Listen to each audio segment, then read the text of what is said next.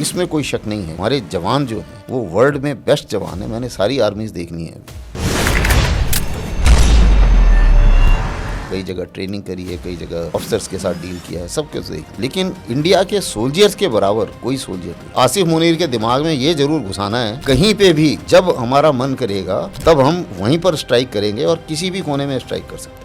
ऐसा नहीं कि पाकिस्तान का कोई भी कोना बचा हुआ है, और ऐसा भी नहीं है कि कोई भी कोना ऐसा है जो हमें नहीं मालूम। उसने मेरे को बताया, जो हमारा एक यूनिट में भी एक डॉक्टर होता है, उसने बोला सर इसको जिंदा नहीं बच पाएगा ये, अगर हम इसको ले जाने की कोशिश करें हॉस्पिटल तक। इसका हाथ अभी काटना पड़ेगा, अगर हाथ नहीं काटा तो बचा नहीं पाए, और मेरे को आपकी परमिशन चाहिए, और राइट हैंड है। तो बोला भाई अगर कोई तरीका नहीं है जान बचाने का तो ठीक है काट दो फिर। तो उसका हाथ काट दिया उन्होंने। टूरिज्म काफ़ी है वहाँ पे, तो इन्होंने उस स्पॉट को देखा कि जहाँ पे सिक्योरिटी नहीं है, तो वहाँ पे जाहिर है कि अभी इन्वेस्टिगेशन हो रहा होगा, जो भी उसके लिए जिम्मेवार होंगे उनको उनसे सवाल जवाब हो रहा होगा। तो उस जगह पे अगर इतना ज़्यादा वहाँ पे टूरिज्म हो रहा है, उस जगह में पहलगाम में उस स्पॉट पर सिक्योरिटी नहीं है, तो उन्होंने हिसाब उस समय लगाया होगा कि अगर यहाँ कुछ करते हैं और वो जगह थोड़ी दूर है और वहाँ रोड नहीं जाती है, तो रिएक्शन जो है नियरेस्ट मिलिट्री यूनिट का उसमें देर लग जाएगी। तो इतना मुझे मौका मिल जाएगा कि मैं जंगल में घुस जाऊँ और फिर जंगल ही जंगल, एक जंगल से दूसरा और दूसरे से तीसरा करते करते मैं निकल जाऊँगा। जब मैं मेजर जनरल था तो उस टाइम में एक दिन ऐसे ही सिर दर्द हुआ, मैं हॉस्पिटल में गया तो उसने पूछा सर पहले कभी हुआ? मैंने कहा नहीं यार पहले तो कभी हुआ ही नहीं, मैं तो फिट रहा हूँ इतना। उसने बोला फिर सर MRI कराओ। MRI कराया तो एक ब्रेन ट्यूमर मेरे सिर में पूरा आ गया था, और जो मेरा सिर का ऊपर का जो हिस्सा है हड्डी है उसमें भी वो ट्यूमर था। तो मेरे ब्रेन ट्यूमर की 3 सर्जरीज हुई और मैं पैरालाइज हो गया। जनरल बिपिन रावत जो हैं, जो CDS थे, वो भी हमारे बैचमेट थे। हम दोनों इकट्ठे थे, सेम कंपनी में थे IMA के अंदर। चीन की ताकत, इकोनॉमिक ताकत, मिलिट्री ताकत दोनों ही इतनी बढ़ती जा रही हैं कि ये दोनों ताकतों से एक कोल्ड वॉर 2.0 शुरू हुआ है, जो कि अमेरिका और चीन के बीच। हमारी एक अजीब सी स्थिति ये है कि हमारे 2 न्यूक्लियर नेबर हैं, दोनों के साथ बॉर्डर डिस्प्यूट है और दोनों आपस में मिले हुए चीन और। तो भारत जो एक्शन लेगा, हम किसी के भी कैंप में जाके बैठ नहीं सकते। आप देखिए अगर हम अमेरिका के साथ हो जाते हैं तो उनकी तो आपस में ऑलरेडी कोल्ड वॉर चल रहा है, तो हम पीसफुल कहाँ से रह पाएंगे? सवाल ही नहीं पैदा होता।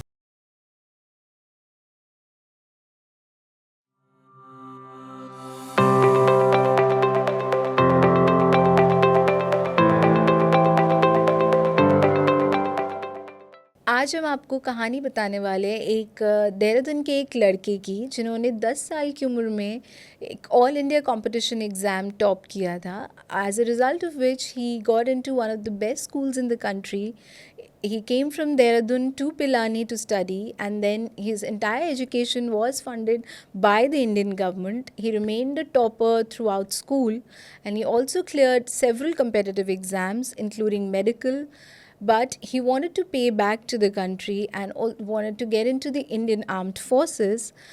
उनको देख के नहीं लगेगा कि वो इंडियन आर्मी में थे, बट ऐसा बहुत लोग तभी भी बोलते थे कि वो आर्मी में नहीं जा पाएंगे, but he cleared the exam. और क्लियर करने के बाद भी ऐसे बहुत लोग बोलते थे कि वो इन्फेंट्री में कभी नहीं जा पाएंगे, but then he became director general infantry of the Indian Army, a decorated officer and a Kargil war hero. Let's meet this boy who's Major General Shashi Bhushan Asthana today on our show at TDM Manthan. So welcome to our show TDM Manthan. Thank you so much for coming over and making time for the show. How are you sir? कैसा feel कर रहे हैं आप? Pleasure talking to you and pleasure talking to your viewers. Thank you It's so always much. a pleasure to talk to a team like Manthan. Thank you so much for that, and I hope you'll enjoy the conversation. So, sir, you've been a decorated officer. You've got Sena Medal and Vishesh Sena Medal, also UN commendations.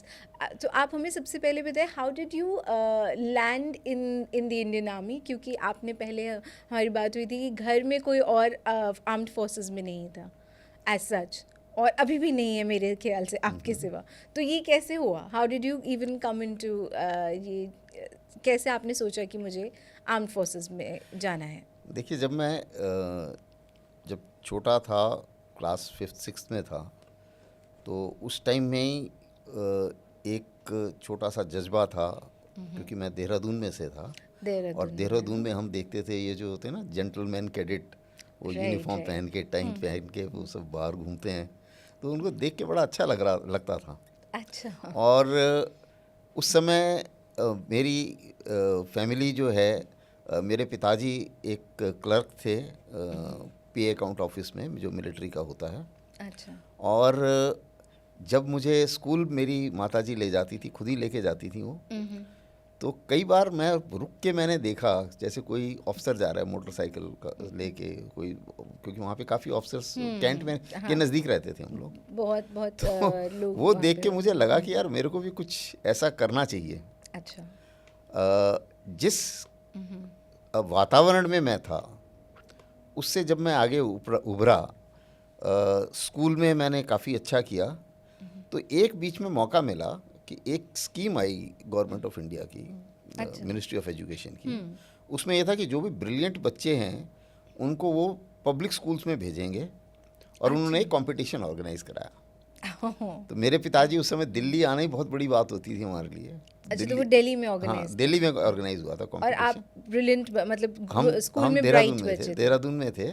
और उसके बाद पिताजी लेके आए वहाँ पे मेरे को कंपटीशन दिलाने के लिए।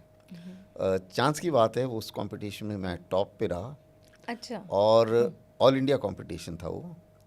तो उसमें गवर्नमेंट ऑफ इंडिया ने ये चॉइस दी हमें कि आप किसी भी स्कूल में देश के आप पढ़ाई कर सकते हैं, और पूरा खर्चा जो है वो गवर्नमेंट उठाएगी। क्लास 12 तक? हाँ, पूरा क्लास 12 तक। अरे वाह। तो वो जो है, तो हमने चूज़ किया, मैं बिरला पब्लिक स्कूल में पढ़ने गया। ये पिलानी में जो पिलानी में, ये वो one of the top schools हाँ, है। वो उस समय अभी भी इनफैक्ट टॉप 10 में सबसे महंगे स्कूल्स में भी आता है और सबसे अच्छे स्कूल्स में भी आता है वो। राइट।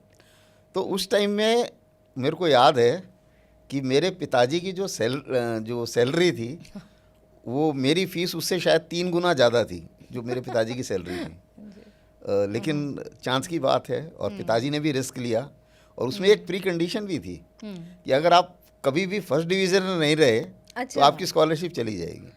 अच्छा, तो वो वापस हाँ, हो जाएगा। हाँ, वो मतलब आपको you have to maintain that performance throughout school your studies. Okay. तो कईयों ने मेरे पिताजी को बोला कि अरे यार, ये क्या रिस्क ले रहे हो इतना बड़ा। तो नहीं नहीं नहीं, मेरा बेटा करेगा। तो ऐसा उनके भरोसा था पिताजी को, और उनके कॉन्फिडेंस से मुझे कॉन्फिडेंस था। तो खैर एनीवे, फिर मैं गया पर उधर। आप ब्राइट बच्चे ही थे हमेशा हाँ, स्कूल मतलब भगवान की दया से एजुकेशन में काफ़ी, पढ़ाई में, और काफ़ी मेरा मतलब अच्छा ही रिजल्ट आते थे। शुरू में भी मैं टॉप कर रहा था। अच्छा। तो उसके बाद जब मैं स्कूल गया तो चांस की बात है, सब कुछ अच्छा चला उधर भी। फर्स्ट डिविजनर ही रहा पूरे टाइम में। और उसके बाद में जैसे ही मैंने स्कूल एजुकेशन ख़त्म की तो सब ने कॉम्पिटिशन्स दिए, और कंपटीशन में सब में सेलेक्ट हो गया। मैंने मेडिकल का कंपटीशन दिया, उसमें सेलेक्ट हो गया। अच्छा। उसके बाद और भी चीज़ें थी, सब में से जितने कंपटीशन मैंने दिए 2-3, सभी में मैं सेलेक्ट हो गया।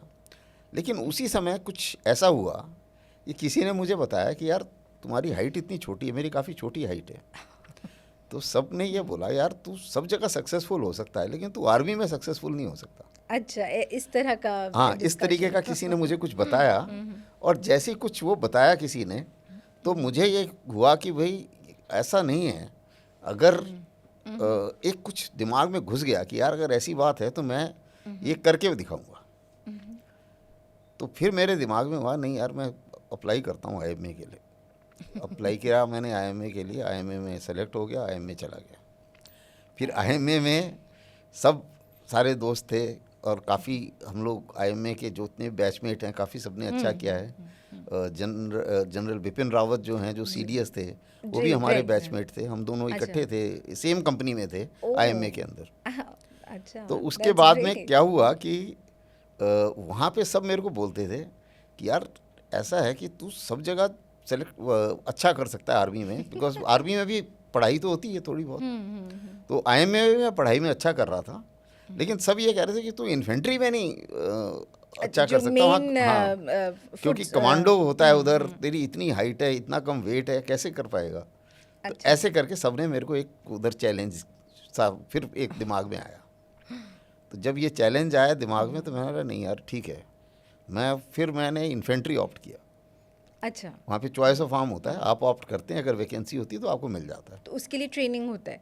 हाँ, नहीं ट्रेनिंग नहीं होता, ट्रेन IMA से जब पास आउट होते हैं उसके बाद की ट्रेनिंग तो फिर उस आर्म्स में होती है जाके, चाहे वो इन्फेंट्री स्कूल में हो, चाहे वो अलग अलग कोर्सेज होते हैं उसके मुताबिक ट्रेनिंग और होती है। वैसे सर व्हाट इज द मतलब हाइट का क्या वो है हाइट का 5'2" होता है, मैं एग्जैक्ट 5'2" था, बस जितना होते हैं एग्जैक्ट जितना होना चाहिए मैं एग्जैक्टली उतना ही था। So you were meant to हाँ, join but the it just force. So happened Was that I was destined exactly like to. That, so that was the situation. Now अब क्या हुआ कि जब मैं उधर गया फिर लकीली मेरे को इन्फेंट्री मिल गई। तो इन्फेंट्री में सबसे पहले होता है कमांडो कोर्स, कमांडो कोर्स। तो वो पहला जो यंग ऑफिसर कोर्स होता है, फिर कमांडो कोर्स होता है। तो कमांडो कोर्स में मैं करता रहा, और शुरू में जब कमांडो कोर्स से बड़ी इंटरेस्टिंग चीज़ होती है वहाँ पे ना, पहले एक आपको बॉडी के साथ साथ कैरी करने के लिए एक बैग थैला होता है, उसमें रेत भरी हुई होती है 8 kg का, तो हर चीज़ आप वो 8 kg लेके कैरी करेंगे।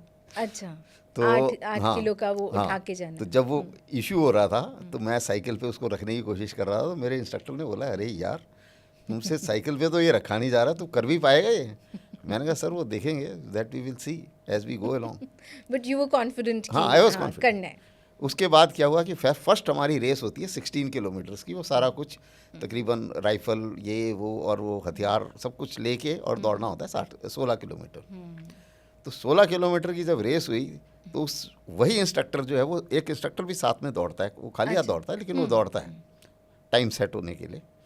तो उसने देखा कि यार ये जो है मेरे साथ ही दौड़े जा रहा है, क्योंकि जो बेस्ट लोग दौड़ते हैं फिर वो एक्सेलेंट में आ जाते हैं, तो उनके पेस से मैच। हाँ उनके पेस से मैच करके। तो जब उन्होंने देखा कि मैंने उनके साथ कंप्लीट की, तो उसके बाद में उन्होंने एक लाइन बोली कि यार I have not seen a person with this much of determination. Certainly. तो उसके बाद फिर आगे और कमांडो कोर्स चला, और कमांडो कोर्स में जो लास्ट रेस होती है हमारी वो होती है 40 किलोमीटर्स की।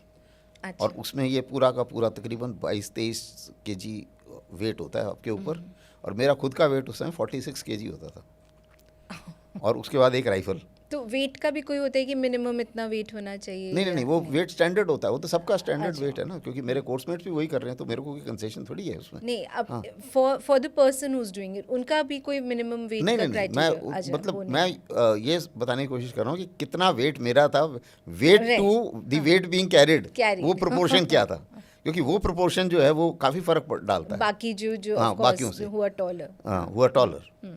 तो उस समय जब ये शुरू हुई रेस, तो मेरे दिमाग में एक चीज़ गई कि यार मैंने ज़िंदगी में कभी हार नहीं मानी है, या तो मैं इस रेस को कंप्लीट करूँगा और I will die en route, but I will not lose. और उसकी बात है कि उसके बाद में मैंने वो रेस भी कंप्लीट की, और कुछ बाद में जैसे जैसे सर्विस आगे बढ़ी तो एक वक्त ऐसा आया जब मैं DG इन्फेंट्री था, और वो इंस्टीट्यूशन जो है वो हमारे ही नीचे थी, और वहाँ जाके मैंने विज़िट करा वो इंस्टीट्यूट, और वो सारी चीज़ें दोबारा देखी जो मैंने उस समय की थी। राइट, सो आप you ended up becoming the हाँ, DG इन्फेंट्री। हाँ, जो आपने सारे चैलेंज पे चैलेंज लिया, जिसने तो जो वो चैलेंज किया उस हिसाब से, तो ये जो है कुछ वाक़यात उसके बाद में, तो मतलब एक कमांडो के अंदर भी, और जो कि हमने अपनी ज़िंदगी में देखा है, 2-3 चीज़ें साफ आती हैं दिमाग में। सबसे पहले डर और थकान, ये आपकी एक मेंटल प्रॉब्लम है। शरीर जो है वो कभी जवाब नहीं देता, आदमी कभी ना थकता है, नहीं, ना हारता है, ना डरता है, ये आपके दिमाग में होता है। तो उसमें भी जो जब ये सिखलाई भी होती है इन्फेंट्री की, उसमें हम लोग भी सिखलाते हैं, और मोटिवेशन लेक्चर्स में भी हम लोग यंग ऑफिसर्स को देते हैं। अब जैसे कमांडो कोर्स में एक चीज़ होती है कि जब आप ये कैरी करते हो ना रेत को, तो पीठ आपकी पहले छिलती है। अच्छा। छिलने के बाद में दर्द होना शुरू होता है। उसके बाद में एक स्किन ऐसी आती है जो उसको क्या कहते हैं, जो हार्ड हो जाती है अपने आप, इतना उसमें होते उस स्किन के बाद में, और आप यूज टू हो जाते हो उस वेट को लेके दौड़ने में। उसके बाद में आपको एक वक्त आता है जो पता ही नहीं चलता यार कि क्या फ़र्क पड़ता है, फिर वो फील नहीं होता है। फिर फील नहीं होता। तो a pain is a pain up to a limit, when you conquer that pain then there is no pain. That was a very nice line. So Conquer that is the that pain. that is the thing which we learned from such courses like commando course. So like that we did a lot of other courses as well, and then army के अंदर भगवान की दया से बहुत अच्छी नौकरी रही. Best of the appointments मेरे को मिले. 3 बार मैं यूनाइटेड नेशंस में गया डेपुटेशन पर, अच्छा. और यूनाइटेड नेशंस में भी बहुत अच्छा रहा, जिसे बोलते हैं सारे इज्जत करते थे. अलग अलग देशों की जो फ़ौज है उनके ऑफिसर्स के साथ वो की, चीनियों के साथ भी नौकरी की, पाकिस्तानियों के साथ भी नौकरी की. और जो सेटिस्फेक्शन ये है कि मेरे साथ में चाहे वो चीनी हो, चाहे अमेरिकन हो, चाहे पाकिस्तानी हो, चाहे कोई भी हो, हर एक ने 200% इज्जत करी. तो वहाँ पे सर कैसा होता है, मतलब आधे वहाँ पे वो हॉस्टाइल होते हैं या दे आर फ्रेंडली, एंड क्योंकि you are living, I mean coming to the job, वहीं पे रह रहे हैं, तो हाउ इज़ इट, तब कैसा कैमराडरी होता है या नहीं होता है आपस में? जब यूनाइटेड नेशन में जाते हैं और सेलेक्ट होके जाते हैं, जाहिर है कि बाकी कंट्रीज़ के भी बेस्ट ऑफिसर सेलेक्ट होके जाते हैं. और जब जो वहाँ पे जो काम करते हैं वो बेसिकली मिशन ओरिएंटेड काम है. आपका एक काम है, वो काम आपने करना है, और everybody is trying to prove his efficiency. So उस लिहाज से क्या होता है कि you are dealing with a professional like a professional. अब उसमें क्या होता है, जैसे एक मैंने बताया आपको कि मैं पाकिस्तानी एक ऑफिसर था, वो मेरा स्टाफ ऑफिसर था. अच्छा. उसको मैं जो ऑर्डर दूं, चाहे जो मर्जी दुनिया इधर से उधर हो जाए, वो उसको पूरा का पूरा एकदम अच्छी तरीके से करता था.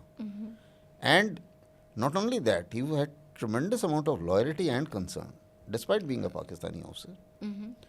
And at one point of time he wanted to get into United Nation, UN में वो परमानेंटली जाना चाह रहा था, परमानेंटली रहना चाह रहे थे. तो उसमें क्या होता है कि अगर आपकी रिपोर्ट्स अच्छी हैं, आप भरते हो फॉर्म और आप उसमें जाना चाहते हो, तो आप परमानेंटली जा सकते हो.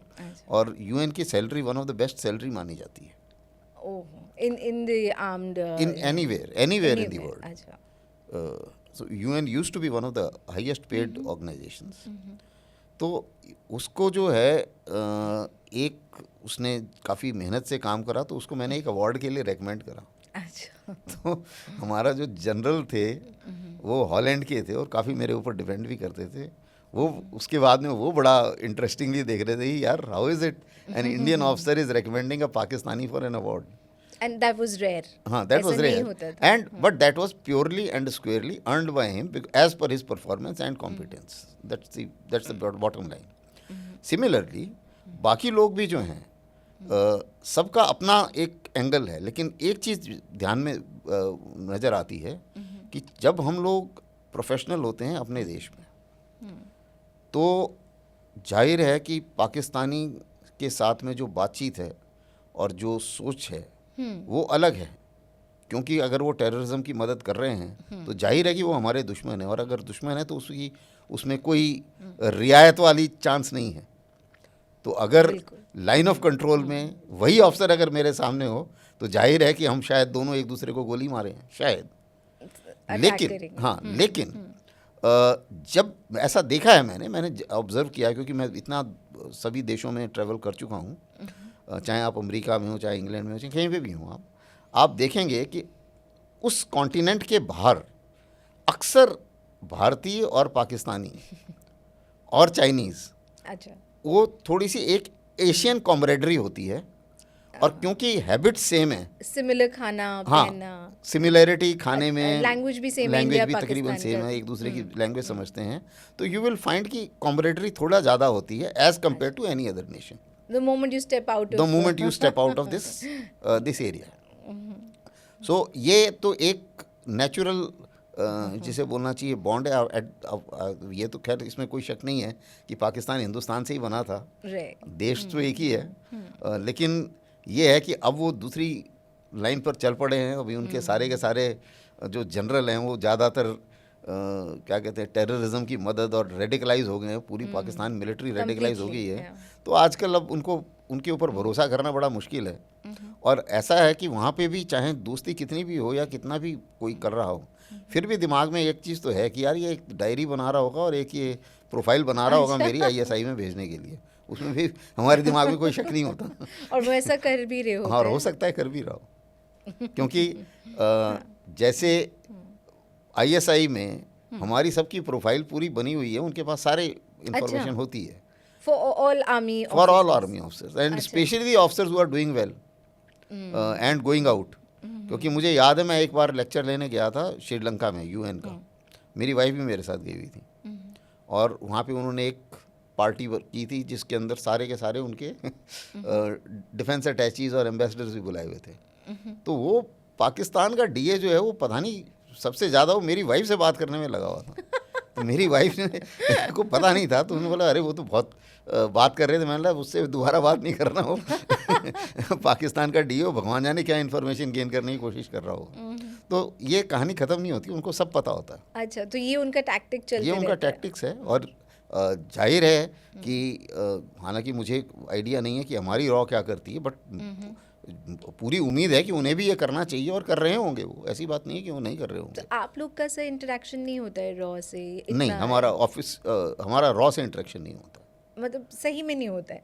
हाँ, सही में नहीं होता है। सिर्फ कुछ जगह होता है जब कभी जैसे हम लोग इकट्ठे जैसे कुछ रिप्रेजेंटेशन कर रहे हों, नेशनल सिक्योरिटी काउंसिल है, NSCA के ऑफिस में जब आप इम्पोर्टेंट पदों पर होते हो तो उस टाइम में इंफॉर्मेशन शेयरिंग होती है। सिनर्जी ऑफ इंफॉर्मेशन है, भारत में भी है और उसका तरीका है। और कॉमन जैसे डिफेंस इंटेलिजेंस एजेंसी है उसके साथ, उनका रॉ के साथ वो होता है। हमारी DGMI है मिलिट्री इंटेलिजेंस, उनका भी रॉ के साथ में इंटरेक्शंस होते हैं। तो ऐसा नहीं है कि सब अलग अलग वाटर टाइट कंपार्टमेंट पे काम कर रहे हैं। But there's an interface. हाँ, there is a interface, but that interface is at a national level and not at a local level. Okay, okay. And they are ऐसे ही सेम ऑफिसर्स होते हैं वो भी, लाइक पुलिस ऑफिसर्स हैं mostly, Police officers. Mostly police officers on deputation. But जैसे India का raw उनका जो कंडीशनिंग है और ISI इट्स वेरी डिफरेंट। हाँ, this is very different because we have very less percentage in that context. Whereas ISI has much more numbers of military officers. We also have some military officers being given for RAW on deputation, but not very many. अच्छा, so that is the- structure wise हमारे भारत में और पाकिस्तान में फ़र्क है। ISI is totally controlled by military, Bharat में रॉ is not controlled by military Right, at all. It is being controlled directly by NSA। तो ये फ़र्क है दोनों देशों में। सर आप कारगिल में भी रहे थे, हालांकि मेन जो द्रास में नहीं, आप तंगधार में। हाँ, तंगधार में था। तो वहाँ पे आप उसके बाद आपको अवार्ड में मिला, तो वहाँ का कैसा एक्सपीरियंस था? वो कैसा टाइम था? मतलब वो आप उस समय पे आपकी क्या फीलिंग थी और किस तरह का जोश था कि अभी वॉर तो चल ही रहा है, तो कैसे मतलब इसके बाद क्या होना है? What was your state of mind? देखिए, कारगिल के टाइम में जब ऑफ विजय शुरू हुआ था, इसमें तो कोई शक नहीं है कि पूरे देश का एक एम था कि उनको खदेड़ के पीट के बाहर निकालना है। तो बाहर निकालने का तो इसमें कोई डाउट नहीं था। और कई ऑप्शन भारत के पास थे कि भाई या तो आप डायरेक्टली उनसे भिड़िए या कहीं और अटैक कर दीजिए ताकि उन्हें पीछे जाना पड़े। लेकिन ऐसा सोचा गया, हमारे जितने भी उस समय पॉलिटिकल हायरार्की, मिलिट्री हायरार्की थी, कि उसको एक जगह पे केंद्रित रखा जाए, क्योंकि उससे क्या है कि अगर ऑल आउट वॉर होती है तो उससे कॉस्ट बहुत बढ़ जाती है। Cost of war is quite a bit. तो उसमें जो हम ग्रास रूट लेवल वाले थे, मैं उस समय कमांडिंग ऑफिसर था, तो जो ग्रास रूट वाले सोल्जर्स हैं उनके ऊपर क्या होता है, एक जो प्रेशर आता है और जो हमारी सोच होती है, प्लानिंग होती है, वो प्लानिंग इस मुताबिक होती है कि यहीं पे जाके उनको मारना पड़ेगा या यहीं पे जहाँ पर लोकेटेड हैं। तो उस लिहाज से काफ़ी शेलिंग होती थी। और मैं अपने बारे में तो ज़्यादा नहीं कहना चाहूँगा, लेकिन इसमें कोई शक नहीं है कि हमारे जवान जो हैं वो वर्ल्ड में बेस्ट जवान है। मैंने सारी आर्मीज़ देखनी है, अभी कई जगह ट्रेनिंग करी है, कई जगह ऑफिसर्स के साथ डील किया है, सब कुछ देख लिया है। लेकिन इंडिया के सोल्जर्स के बराबर कोई सोल्जर नहीं। और एक तो होते हैं काफ़ी सारे सोल्जर्स हैं जिनके आप नाम सुन रहे होंगे कारगिल के नाम से, जैसे विक्रम बत्रा है और बाकी के जितने भी हैं जिनको अवार्ड मिले हैं, वो नेशनल प्राइड बन गए हैं, नेशनल फिगर बन गए हैं। लेकिन मेरे हिसाब से जो हीरो है भारत की सेना का, वो है अननोन सोल्जियर जो अपनी जान कुर्बान कर देता है और जिसके दिमाग में कभी ये नहीं जाता कि मेरे को देश याद भी रखेगा या नहीं रखेगा और मेरे बीवी बच्चों का क्या होगा। और ऐसे अनगिनत सोल्जियर्स हैं जिन्होंने जिनको शायद रिकग्निशन भी ना मिला हो, लेकिन उन्होंने कभी ऐसा सोचा नहीं। तो हर एक जवान जो हमारा जाता है लड़ाई में, वो ये सब चीज़ें नहीं सोचता है कि मैं वापस आऊँगा या नहीं आऊँगा, मेरी फैमिली का क्या होगा, देश मुझे क्या कहते हैं वाह वाह करेगा या नहीं करेगा, ये सब दिमाग में नहीं जाता है। सिर्फ ये जाता है कि मेरे पलटन की क्या इज्जत है, क्या मेरा टास्क है और क्या मुझे करना है। और ये एक सबसे बड़ा स्ट्रॉन्ग पॉइंट है भारत की फौज का। अभी मुझे याद है मेरा एक जवान था, लड़ाई के दौरान एक काफ़ी फायरिंग हुई और वो सेंट्री ड्यूटी कर रहा था, काफ़ी सारा फायरिंग आया, उसका दाहिने हाथ में बहुत सारी गोलियां लग गई। अच्छा। तो जो डॉक्टर था उसने मेरे को बताया, जो हमारा एक यूनिट में भी एक डॉक्टर होता है जी, उसने बोला सर इसको जिंदा नहीं बच पाएगा ये, अगर हम इसको ले जाने की कोशिश करें हॉस्पिटल तक, इसका हाथ अभी काटना पड़ेगा, अगर हाथ नहीं काटा तो हम बचा नहीं पाएंगे और मेरे को आपकी परमिशन चाहिए और राइट हैंड है। तो मैंने बोला भाई अगर कोई तरीका नहीं है जान बचाने का तो ठीक है काट दो फिर। तो उसका हाथ काट दिया उन्होंने। और लेकिन मैंने ये बोला कि अगले दिन जो है उसके सामने मैं होना चाहिए जिस समय भी उसको होश आता है। तो नेक्स्ट डे मॉर्निंग तक हम उसको इवैक्यूएट करके हॉस्पिटल में ले गए थे। हॉस्पिटल में वो था, ऑपरेशन हो गया था। और जब उसको होश आया तो मैंने उसको बोला कि बेटे आपको गोली बहुत लग गई थी, आपकी जान तो हम बचा पाए लेकिन हम आपका हाथ नहीं बचा पाए। अच्छा। तो जब उसने ये सुना तो सबसे पहले तो उसको आइडिया नहीं था क्योंकि कि मेरा हाथ है या नहीं है। तो उसने पहले मेरे से लिपटा हो और लिपट के थोड़ा उसको रोना आया और फर्स्ट सेंटेंस उसके दिमाग से मुंह से जो निकला वो ये था कि साहब कुछ और पाकिस्तानी मारने के बाद हाथ कटने से अच्छा होना था। तभी भी उनके दिमाग में यही चल रहा है कि और उसके बाद यही नहीं, हमारे यहाँ यूनिट में सीओ को गांव बुढ़ा बोलते हैं। गांव बुढ़ा का मतलब जैसे गांव में होते हैं ना ये लोग। अच्छा। मैं आसाम रेजिमेंट का हूँ तो वो सारे नागा, मिज़ो, कुकी ये सब हमारे ट्रुप्स होते हैं और they are the best fighters. Is it? हाँ, they are certainly one of the best fighters. Because since I have been DG infantry, so I give credit to all the regiments, but they are certainly one of the best fighters. तो होता क्या है कि यही नहीं, आप देखिए उसके बाद में मैं गया फ़ोन करने के लिए उसके किसी रिश्तेदार को, अगर कोई है यूनिट में तो उसको भेजने के लिए। तो उस टाइम में वो डॉक्टर को बोलता है साहब क्या करेगा, मेरे को बहुत रोना आ गया। तो मैंने साहब की ड्रेस भिगा दी। उसके मुंह से ये नहीं निकला। मतलब इमेजिन कीजिए एक आदमी का डेडिकेशन, जिसने अपना राइट हैंड लूज कर लिया है, वो ये नहीं सोच रहा है कि मुझे ये बिना हाथ के रहना पड़ेगा पूरी ज़िंदगी, बल्कि वो ये सोच रहा है कि यार मैंने सीओ साहब की यूनिफॉर्म भिगा दी। इस तरह का ये जज्बा है, लॉयल्टी है उनका, ये लॉयल्टी और जज्बा है हमारे जवानों का। और इसीलिए हम लोगों के दिमाग में ये रहता है कि आगे भी जितने भी जन्म मिले हैं, अगर एक चॉइस हो तो फिर से हम जो है वो इंडियन आर्मी ऑफिसर ही बनना पसंद करेंगे। इतना आगे तक आपने इतना आगे तक रहता है दिल में, मतलब वो रहता है। तो ये एक जिसे बोलते हैं कि कारगिल के कुछ बहुत लोगों को हमने देखा अपनी आंख के सामने जान देते हुए, लेकिन कभी भी किसी के दिमाग में ये नहीं था कि आगे क्या होगा। और जाहिर है कि फ़ौज में भी हम लोग ऐसी बात नहीं है, देखभाल करते हैं उस लड़के का को, उसको फिर हमने कैरी किया, मतलब शटर्ड अपॉइंटमेंट में भी रखा, जिस जो जो हमारे प्रोविजंस हैं आर्मी में, सफिशिएंट प्रोविजंस हैं उसकी देखभाल करने का।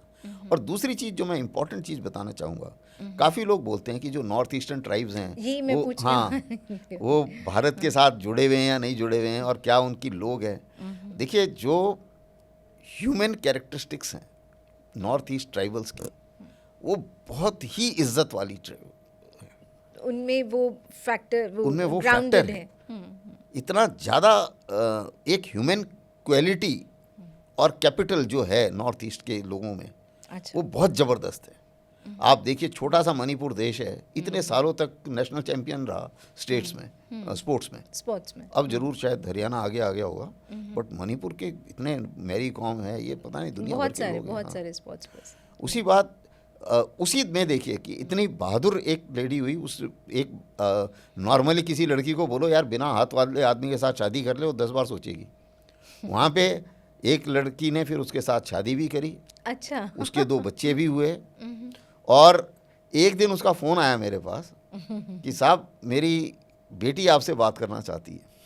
अच्छा, उन दोनों की बच्ची। हाँ, तो उसने, मैं रिटायर हो चुका था, काफ़ी समय की बात है, तो जब उसने फ़ोन मैंने उठाया, तो जो पहला सेंटेंस उसने बोला कि grandpa I want to discuss with you. इतना अच्छा लगा कि जिसे बोलते हैं ना कि ज़िंदगी में आपने बहुत कुछ पा लिया। Very sweet that. तो ये मतलब जहाँ तक कारगिल की आपने बात बताई, तो कारगिल से मेरे दिमाग में सिर्फ यह जाता है कि क्योंकि लड़ाइयाँ मैंने और भी देखी हैं, जितने भी टाइम मैं रहा हूँ, जितने भी मेजर ऑपरेशंस हुए हैं मैंने सभी में हिस्सा लिया है तकरीबन। लेकिन उससे मैं इतना ज़रूर कह सकता हूँ कि जो भरोसा हमारा अपने सोल्जर्स के ऊपर है, और ये हमारे दिमाग में बिल्कुल कन्विंस्ड है कि the Indian Army soldiers, they are the bedrock of this Indian Army and this nation, and they are the best. They are the best. Sir, जैसे बाकी आर्मीज़ आपने बोला, आपने और भी इंटरनेशनल आर्मीज़ में देखा है, तो वहाँ पे do they lack this kind of loyalty और कि अपने देश के लिए जो जान दे देने वाला होता है, वहाँ वो फैक्टर उनमें कम है, या आप किस रिस्पेक्ट में बोलें कि ये हमारे वाले बेस्ट है? एक कभी सर्वे हुआ था कुछ समय पहले, जिसमें एक, और हमने नहीं कराया ये सर्वे, किसी वेस्टर्न कंट्री ने कराया था, कि how many youths want to die, are ready to die for their country, and they are very young. हाँ। उस सर्वे में the surprising part was, I think India was number 1 and I think Israel was number 2। अच्छा, Israel 2 है? I thought Israel would. हाँ, it is the other way around. It was not like that. See, even today when you see Israelis, जब Gaza में इन्होंने जब लड़ाई लड़ी है, they have done most of the attacks on stand off attacks, कि कितने सिविलियन मर जाएं कोई परवाह नहीं है, कितनी वो हो जाए कोई कैजुअलिटी, हमारे आदमी नहीं मरने चाहिए। अच्छा, तो stand of conserving man power, and they do not want to be killed. They certainly want to win, and they have they know that they are fighters, there is no doubt, and they also know कि भाई जो survival उनका question में है, तो उसलिए अच्छी लड़ाई लड़ते हैं वो। लेकिन still the Indians have some shall I say edge over that. And the Western countries, most of them, they don't figure anywhere. They don't figure anywhere. हाँ. How is this? ये तो बहुत ही अलग सी बात अलग पता सी चली वो है, आज। Because see over a period, इसको अगर आप मतलब इस तरीके से देखें इंटरनेशनल पर्सपेक्टिव में, Europe has got used to after second World War two total peace. तो उनकी आर्मीज जो हैं वो सारी सेरेमोनियल आर्मी, आधी तो डिसबैंड कर दी उन्होंने, बहुत ही कम है अभी, इसीलिए तो अभी डर रहे हैं वो कि रशिया से लड़ नहीं पाएंगे। अमेरिका चाहिए, अमेरिका चाहिए, हाँ, क्योंकि अमेरिका की टेक्नोलॉजी चाहिए, अमेरिका के सोल्जर्स चाहिए, टेक्नोलॉजी चाहिए। वो एक दूसरी चीज़ ये, आप अमेरिकन आर्मी को दीजिए, वियतनाम में गए थे, अफ़गानिस्तान में गए थे, खूब उन्होंने बमबारी करी, सब कुछ करा, हवाई एयर अटैक दुनिया भर के करते रहे, लेकिन जब जंगल में घुस के लड़ने वाली बात आती है ना, तो किसी ने नहीं करा, और इसी कारण वो वियतनाम में हारे। वही चीज़ तालिबान भी जंगलों में घुस के जो रफ टेरेन है उसमें घुस के वो 20 साल तक ये लड़े तालिबान से, और उसके बाद में तालिबान को ही सत्ता दे के आ गए। बिल्कुल, हाँ। तो जाहिर है कि as a soldier to soldier वो अब मैंने दो आपको ऐसे एग्जांपल दिए हैं जो सबसे जिससे पावरफुल, हाँ, जो सबसे पावरफुल आर्मी जिसको हम गिनते हैं, जी। वो क्यों हार रही है हर जगह। When it came to hand combat, तो उसमें वो सब जगह हारे। और अभी आप इसी चीज़ को उठा के भारत का एग्जांपल लीजिए। कश्मीर में हमने आज तक आर्टिलरी गोला नहीं मारा। पाकिस्तानी भी गोले मारते रहते हैं बलूचिस्तान में, जो उनके टेररिस्ट के साथ लड़ते हैं। भारत ने आज तक ऐसा नहीं किया। अच्छा। Because you have that courage कि ये हमारे अपने आदमी हैं, और स्मॉल आर्म से ज़्यादा हम लोग ने इस्तेमाल ही नहीं किया कभी।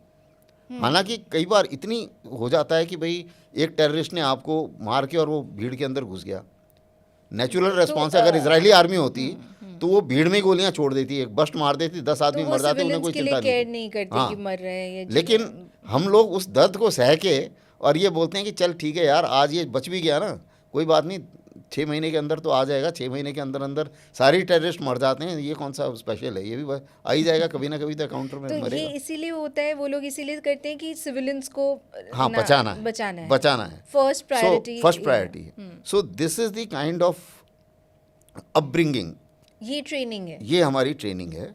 और इसी ट्रेनिंग के कारण जब मैं एनालाइज करता हूँ सारी की सारी आर्मीज़ को, तो उसको ये एनालाइज करके मेरे को नज़र आता है कि किस तरीके से कौन से क्या बना है।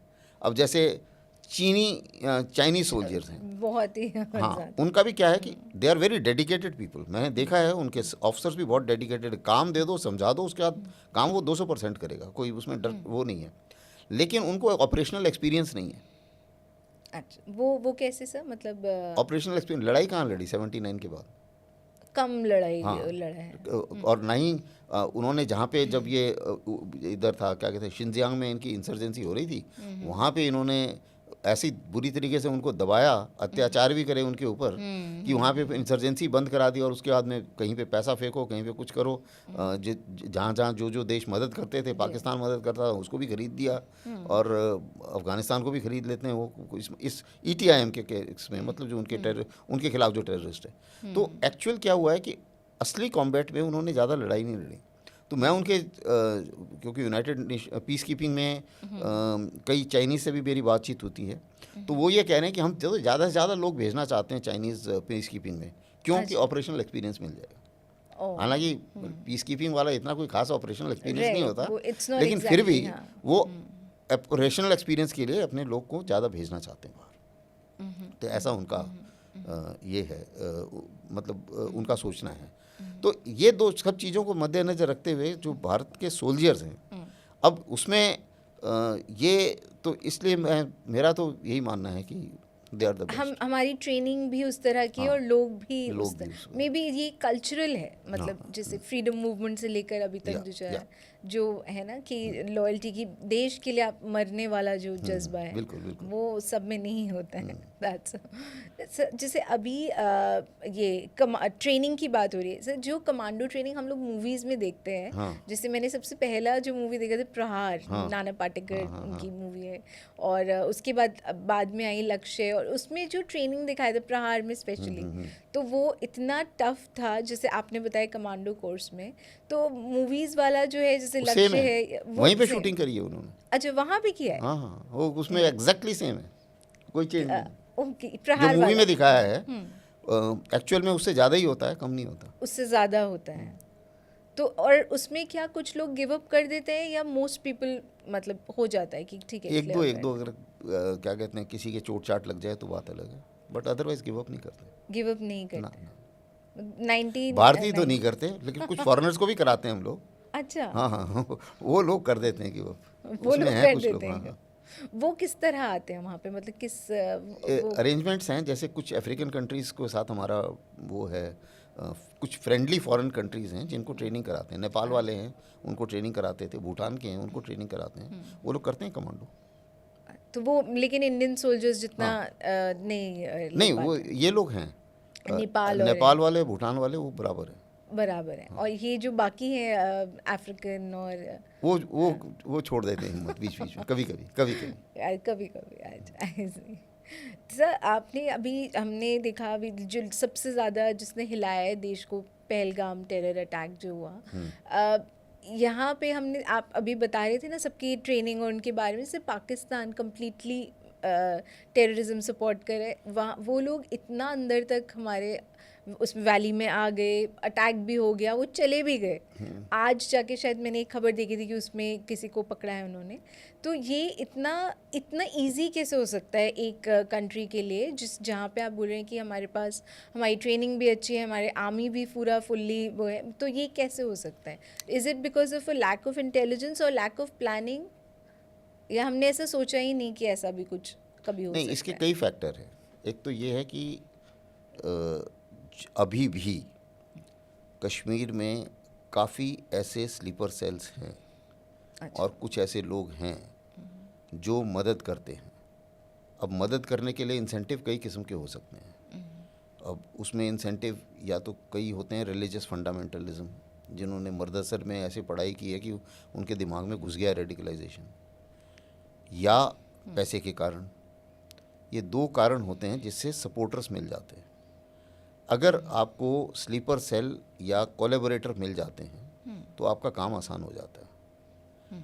उस किस्म के कोलैबोरेटर्स अभी भी हैं, हमें ये मान के नहीं चलना चाहिए कि नहीं है। तो उनसे इंटेलिजेंस मिलने के बाद, और पाकिस्तान ने जो ये ऑपरेशन किया, ये मिलिट्री ऑपरेशन है, ये एक तरीके से आप समझ लीजिए टेररिस्ट ऑपरेशन से एक आगे बढ़ के था थोड़ा सा।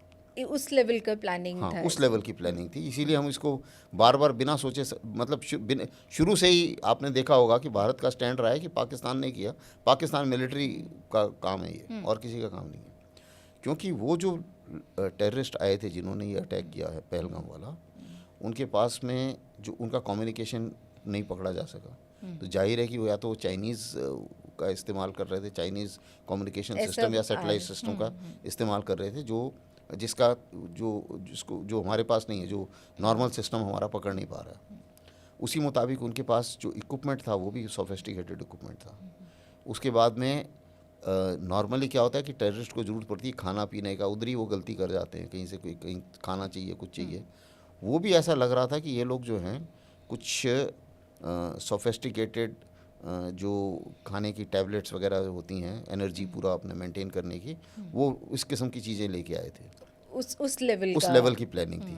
दूसरा क्या है कि टूरिज़्म काफ़ी है वहाँ पे, तो इन्होंने उस स्पॉट को देखा कि जहाँ पे सिक्योरिटी नहीं है, तो वहाँ पे जाहिर है कि अभी इन्वेस्टिगेशन हो रहा होगा, जो भी उसके लिए जिम्मेवार होंगे उनको उनसे सवाल जवाब हो रहा होगा। तो उस जगह पे अगर इतना ज़्यादा वहाँ पे टूरिज़्म हो रहा है, तो उस जगह में पहलगाम में उस स्पॉट पर सिक्योरिटी नहीं थी, तो उन्होंने हिसाब उस समय लगाया होगा कि अगर यहाँ कुछ करते हैं और वो जगह थोड़ी दूर है और वहाँ रोड नहीं जाती है, तो रिएक्शन जो है नियरेस्ट मिलिट्री यूनिट का उसमें देर लग जाएगी, तो इतना मुझे मौका मिल जाए कि मैं जंगल में घुस जाऊँ और फिर जंगल ही जंगल, एक जंगल से दूसरा और दूसरे से तीसरा करते करते मैं निकल जाऊँगा। जंगल काफ़ी घने हैं, आप जितने मर्जी आदमी लगा दो, ऐसा नहीं है कि आप पकड़ पाओगे हर एक को, इतना आसान नहीं है। तो और जो हमारी बॉर्डर्स हैं उसमें भी वेजिटेशन काफ़ी है। तो इसलिए क्या हो जाता है कि ये इन्फिल्ट्रेशन रोकना जो है वो ज़ीरो इन्फिल्ट्रेशन कभी भी नहीं हो सकता। चाहे आप पूरे बॉर्डर्स के ऊपर 100% आदमी एक लाइन बना के खड़े कर दो तो भी नहीं रुक सकता, क्योंकि कई जगह ऐसी है जहाँ एक आदमी दूसरे आदमी को नहीं देख सकता, एक संतरी दूसरे संतरी को नहीं देख सकता। वो इतना टफ टेरेन है। नहीं, टफ टेरेन है और फोलिएज बहुत ज़्यादा है, मतलब वेजिटेशन बहुत ज़्यादा है, घना पेड़ वगैरह बहुत ज़्यादा है, पेड़ पत्ते इस किस्म से हैं, पेड़ पत्ते नदी नाले, वो कौन कहाँ से छुप के निकल गया उसमें दिक्कत होती है। लेकिन होता क्या है कि ये पकड़े तब जाते हैं जब ये किसी से मदद लेते हैं या इनकी खबर मिल जाती है, लॉजिस्टिकल खबरी कोई है जो हमें दे देता है, तो उस समय पकड़े जाते हैं। इस केस में ये उन्होंने इस चीज़ को ओवरकम किया किसी तरीके से। ये एक पॉइंट है जो और इसीलिए जो है हम लोगों का रिएक्शन भी जो था वो ये था कि ठीक है सारे टेररिस्ट कैंप उड़ा दो। फिर उन्होंने जब रेस्पॉन्ड करा तो ये हुआ कि चलो आसिफ मुनीर के दिमाग में ये ज़रूर घुसाना है कि कहीं पे भी जब हमारा मन करेगा तब हम वहीं पर स्ट्राइक करेंगे और किसी भी कोने में स्ट्राइक कर सकते हैं। ऐसा नहीं कि पाकिस्तान का कोई भी कोना बचा हुआ है और ऐसा भी नहीं है कि कोई भी कोना ऐसा है जो हमें नहीं मालूम। और जो अभी अमेरिका कर रहा है, अमेरिका ने भी उसके न्यूक्लियर साइट्स के ईरान ऊपर पे वो आज किया ही है। जो अटैक तो हमने ऊपर नहीं किया क्योंकि हमारी प्रोवोकेशन उस लेवल पे नहीं थी, तो हमने उसके नज़दीक किया था। लेकिन इतना ज़रूर उसके दिमाग में घुस गया है कि अगर रिक्वायरमेंट पड़ी तो ब्रह्मोस उस न्यूक्लियर साइट के ऊपर भी आ सकती है। तो वो मैसेज उसके दिमाग में घुसाना था। यही मेरे विचार से एक, जिसे बोलते हैं ना आर्मी में हम लोग बोलते हैं लड़ाई में सेंटर ऑफ ग्रेविटी या मेन एम, तो ये एम उसी मुताबिक होता है।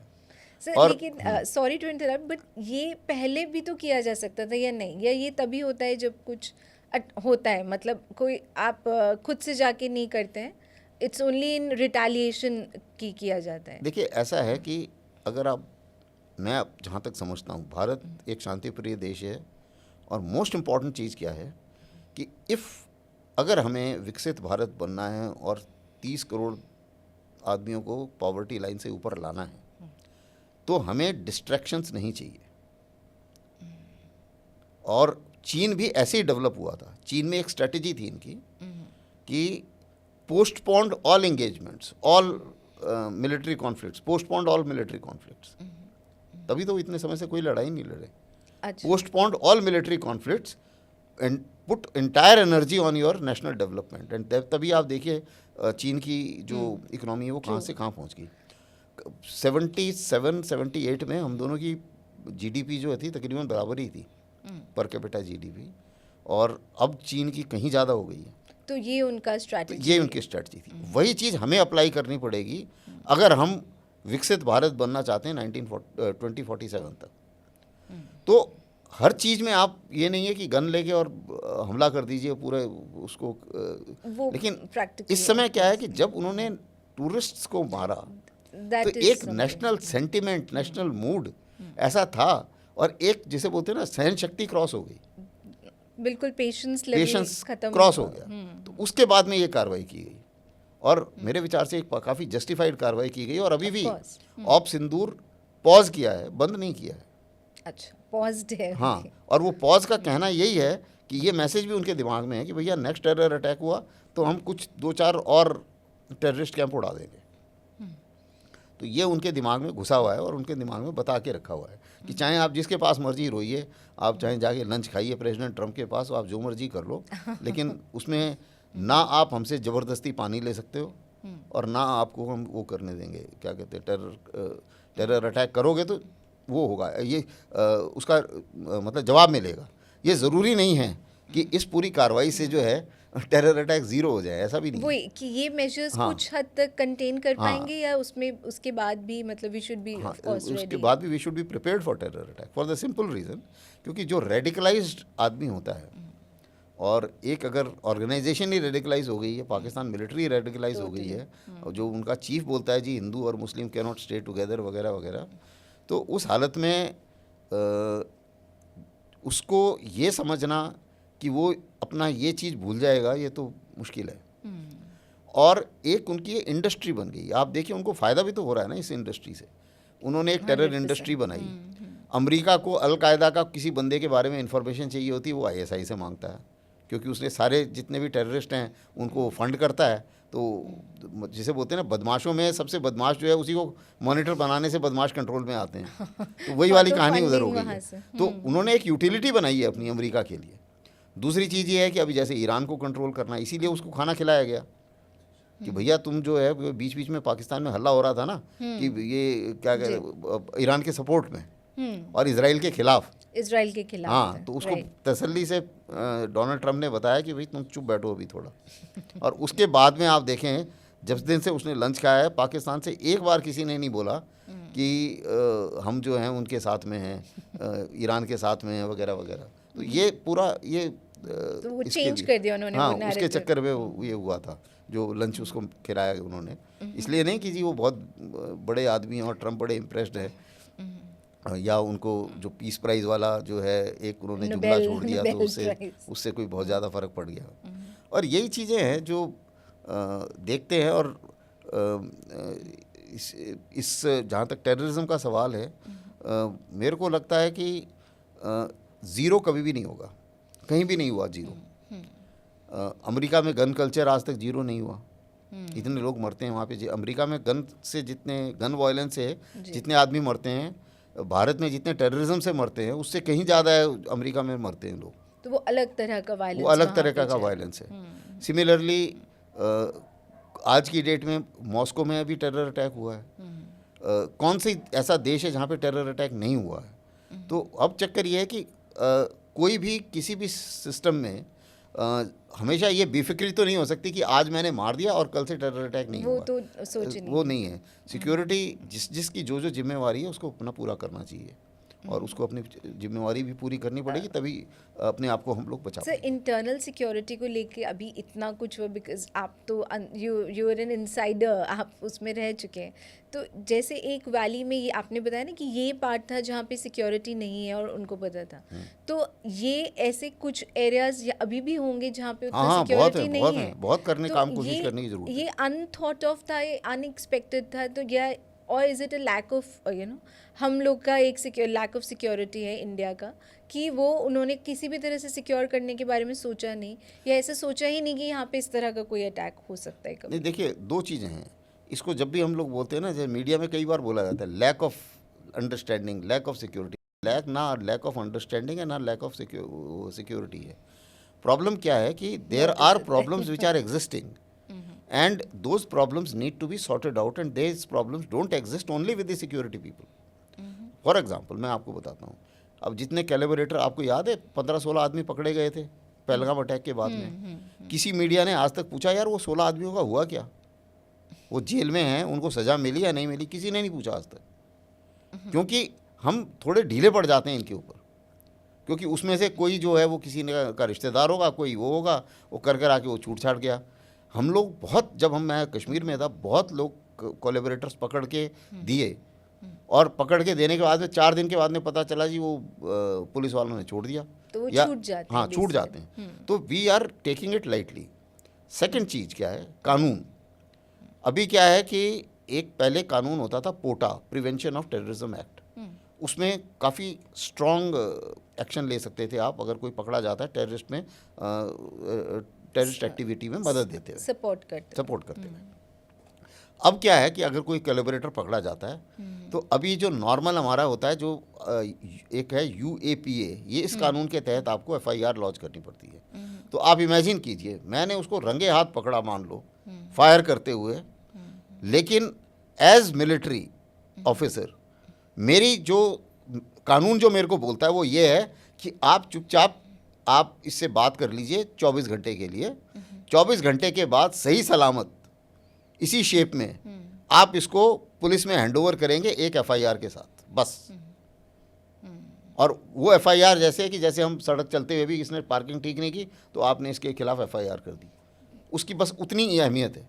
तो ये इन्हें लगता है जितने भी कोलैबोरेटर्स हैं कि हम छूट सकते हैं, तो उनके खिलाफ भी, हाँ, उनके खिलाफ भी अगर हम उतना ही सख्त एक्शन नहीं लेते जितना टेररिस्ट के खिलाफ लेंगे, तब तक ये कहानी रुकने वाली नहीं है। तो इस पे करने की ज़रूरत है, काम करने की ज़रूरत है, लॉज के ऊपर काम करने की ज़रूरत है। और फिर इनके सपोर्टर्स बहुत ज़्यादा हैं। डेमोक्रेसी है, डेमोक्रेसी में पता चला जी क्या कहते हैं, अफजल गुरु के खिलाफ, अफजल गुरु के सपोर्ट में कितने सारे लोग घूम रहे थे, लॉयर्स भी घूम रहे थे। अब अफजल गुरु को कि क्या मतलब आपको क्या सिंपैथी है उससे? एक आदमी ने इतना बड़ा टेररिस्ट एक्शन किया, क्यों इस देश के अंदर, और अगर इस देश के अंदर उसके सपोर्ट में लोग उठेंगे तो क्यों टेररिज्म नहीं होगा? मतलब सोचने वाली बात है। अब उसके लिए आप क्या सिक्योरिटी एजेंसी को बोलेंगे? तो ये इश्यूज से हम तो ये इश्यूज जो हैं, इस इश्यूज से मदद मिलती है उनको, मदद मिलती है। Solve our own issues first. So we need to resolve lot of things within inside. See, चाहे आप कुछ भी कहें, और कई इंटरनेशनल जो मीडिया है वो इस चीज़ को क्रिटिसाइज़ भी करता है, यार आप कुछ भी बोलो, अटैक आपके कश्मीर में ही हुआ ना, if everything was fine then why did it happen? This is one thing. So that means you first sort out everybody, जो जितने भी इसमें इन्वॉल्व थे इंटरनली। तो ये बहुत ज़रूरी है कि हर एक टेरर अटैक में, सिर्फ पहलगाम ही छोड़ दीजिए, जितने भी टेरर अटैक हुए हैं उसमें जितने भी ये उनके कोलैबोरेटर्स थे, स्लीपर सेल्स थे, उनके खिलाफ भी उतने एक्शन स्ट्रांग होना चाहिए। which is the first which is the thing. requirement of the day. तो अभी ये सब होने के बाद वैसे भी 2025 में इतना ज़्यादा ये सब कुछ जब से खासकर जब से इज़राइल का स्टार्ट हुआ है वो चले ही जा रहे, there is no end to it even internationally, not just India. तो जियो पोलिटिकली अभी कैसे in what position India is, क्योंकि यूएस का तो बहुत ही अलग, कभी वो यहाँ पे इंटरमीडिएट कर रहे हैं, अभी ईरान पे जो अटैक किया, तो कितना अभी वॉलेटाइल है and where is it headed and is India strong like इस सिचुएशन में अभी? सी अगर हम आज के डेट में अगर जियो पॉलिटिकल सिचुएशन देखते हैं तो पूरे वर्ल्ड में एक तरीके से पहले कोल्ड वॉर 1.0 चल रहा था अमेरिका और यूएसएसआर के बीच में. ऐसा माना जा रहा था कि जब यूएसएसआर टूट गया तो कोल्ड वॉर 1.0 बंद हो जाना चाहिए था, लेकिन वो बंद हुआ नहीं. और नाटो जो है वो उसमें और ज़्यादा देश शामिल होते गए, जो कि रूस के लिए खतरे की घंटी बज गई. तो जब ये यूक्रेन तक पहुँचे तो ये खतरे की घंटी हो गई और उसने जो है बोला कि अब एनफ इज़ एनफ. तो वहाँ से रशिया यूक्रेन वॉर शुरू हुई. आप देखिए ये ख़त्म ही नहीं हुआ था तब तक. आप देखिए कि चीन जो है, चीन की ताकत, इकोनॉमिक ताकत, मिलिट्री ताकत दोनों ही इतनी बढ़ती जा रही हैं कि ये दोनों ताकतों से एक कोल्ड वॉर 2.0 शुरू हुआ है, जो कि अमेरिका और चीन के बीच में. और ये जो यूक्रेन में कहानी हुई और जो कुछ भी आप देख रहे हैं मिडिल ईस्ट में भी होता हुआ, ये सब इस बड़े कोल्ड वॉर का हिस्सा है.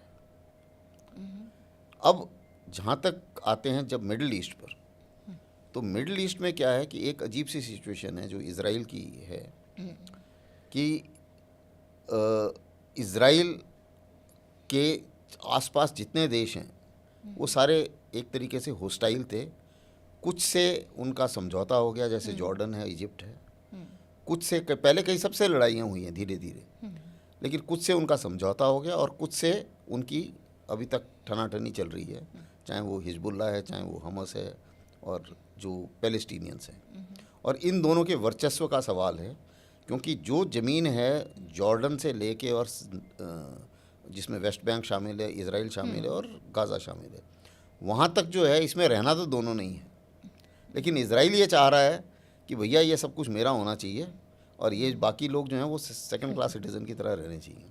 तो एक एम ऑफ ग्रेटर इज़राइल है नेतन्याहू का, जो सोचते हैं कि शायद मेरे को मेरी कुर्सी जो भी उनको काफ़ी प्यारी है, 20 साल हो गए हैं, तो उन्हें लगता है कि भाई उनका हटने की बारी आ रही थी, लेकिन उन्होंने सोचा अगर लड़ाई हो जाती है तो मेरा सब काम सही चलेगा. वो चल ही जा रहा तो वो चल गया है अभी. उनका प्लान बिल्कुल सक्सेसफुल हो गया, क्योंकि काफ़ी श्रूड है वो.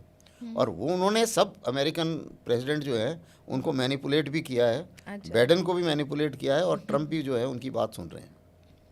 तो ये तो उनका तो अब क्या हुआ कि उन्होंने पहले इज़राइल ने अभी जो सिचुएशन चल रही है, इज़राइल ने सबसे पहले तो आसपास जितने ईरान के प्रॉक्सीज थे उनको मारा, हिजबुल्ला को की ताकत कम की, हमस की ताकत कम की, वो भी भागे भागे घूम रहे हैं.